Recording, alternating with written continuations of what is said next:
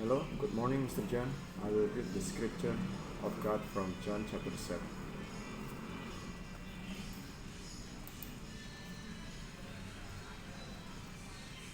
The Feast of Tabernacles. After this, Jesus traveled throughout Galilee. He stayed out of Judea because the Jewish leaders wanted to kill him. Now the Jewish Feast of Tabernacles was near. So Jesus' brothers advised him, "Leave here and go to Judea, so your disciples may see your miracles that you are performing. For no one who seeks to make a reputation for himself does anything in secret. If you doing this thing, show yourself to the world." For not even his own brothers believe in him. So Jesus replied, "My time has not yet arrived, but you are ready at any opportunity. The world cannot hate you, but it hates me because I am testifying about it that its deeds are evil. You go up to the feast yourself. I am not going up to this feast because my time has not yet fully arrived." When he had said this, he remained in Galilee. But when his brother had gone up to the feast, then Jesus himself also went up, not openly, but in secret. So the Jewish leaders were looking for him at the feast, asking, "Where is he?" There was a lot of grumbling about him among the crowds. Some were saying, "He is a good man," but others, "He deceived the common people." However, no one spoke openly about him for fear of the Jewish leaders teaching in the temple. When the feast was half over, Jesus went up to the temple courts and began to teach.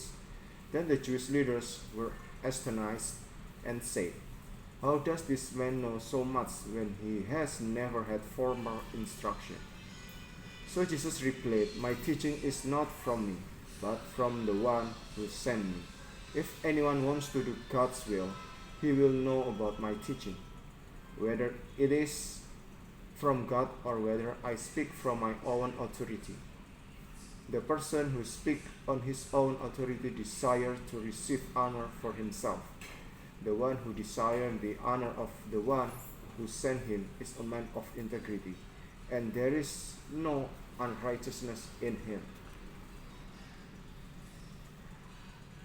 Hasn't Moses given you the law? Yet not one of you keeps the law. Why do you want to kill me?" The crowd answered, "You're possessed by a demon. Who is trying to kill you?"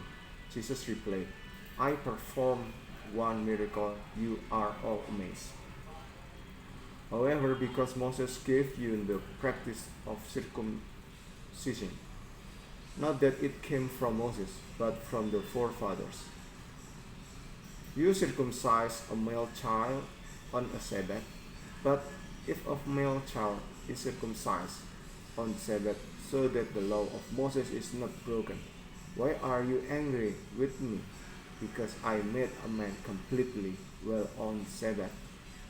Do not judge according to external appearance, but judge with proper judgment." Question about Jesus' identity. Then some of the residents of Jerusalem began to say, "Isn't this the man they are trying to kill? Yet here he is, speaking publicly, and they are saying nothing to him. Do the rules really know that this man is the Christ?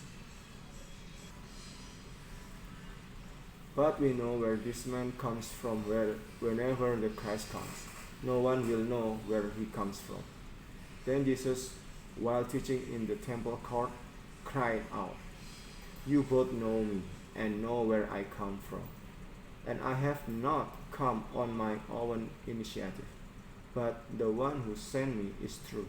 You do not know him, but I know him, because I have come from him and he sent me." So then they tried to seize Jesus, but no one laid a hand on him, because his time had not yet come.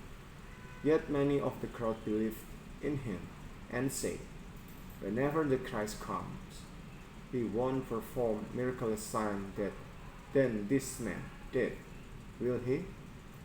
The Pharisees heard the crowd murmuring these things about Jesus. So the chief priests and the Pharisees sent officers to arrest him. Then Jesus said, I will be with you for only a little while longer, and then I am going to the one who sent me. You will look for me, but will not find me, and where I am you cannot come.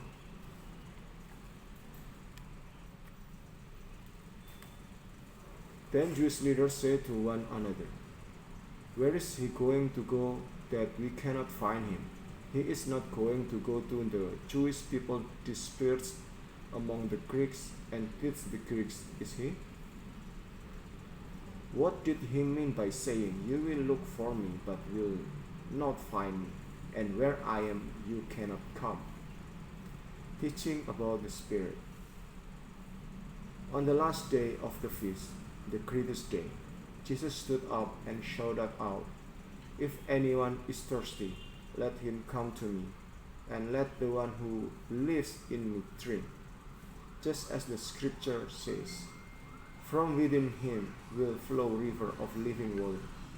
Now he said this about the Spirit, whom those who believe in him were going to receive. For the Spirit had not yet been given because Jesus was not yet glorified. Differing opinion about Jesus.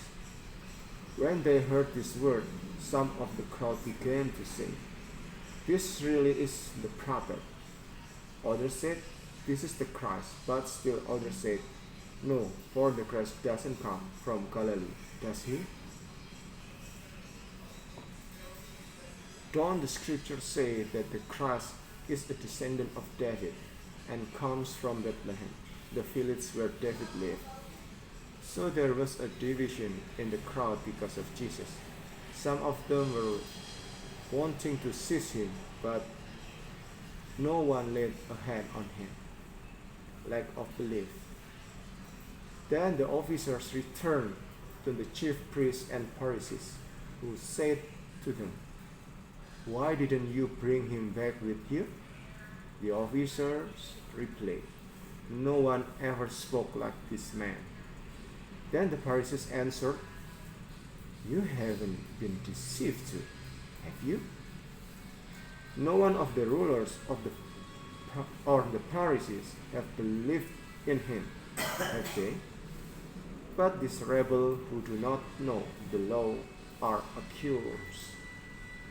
Nicodemus, who had gone to Jesus before and who was one of the rulers, said, our law doesn't condemn a man unless it first hears from him and learns what he is doing, does it? They replied, you aren't from Galilee too, are you? Investigate carefully, and you will see that no prophet comes from Galilee.